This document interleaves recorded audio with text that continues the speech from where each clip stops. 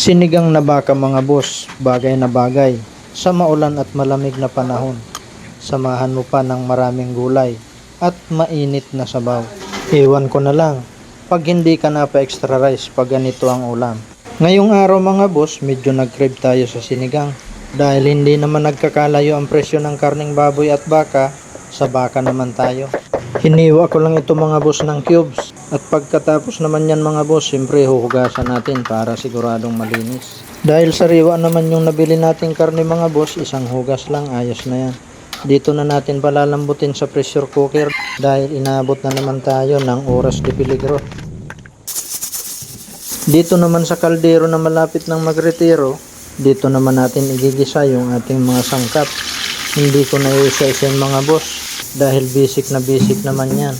Pero ang pinakagusto ko dito, maraming kamatis. Pag medyo nadudurog na yung kamatis mga boss, ilagay na natin yung ating pinalambot na karne.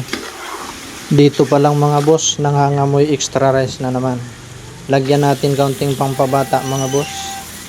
Bitchin, paminta, at patis. Haluin lang natin ng kaunti mga boss.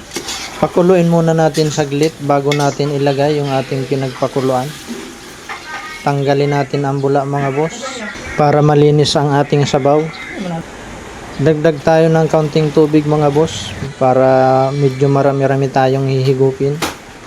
Lagay tayo ng beef cube. Ilagay na natin yung ating mga gulay mga boss. Siling green, huwag nating kalilimutan mga boss. Pakuluin lang natin saglit mga boss at ilagay na natin yung ating pampaasim. Gumamit tayo dito mga boss ng 2 pack ng original at isang gabi flavor. Lagay na rin natin mga boss yung ating kangkong. Mabilis lang itong maluto mga boss. Pag dumaan ito sa apoy, luto na po ito, kaya tikman na natin.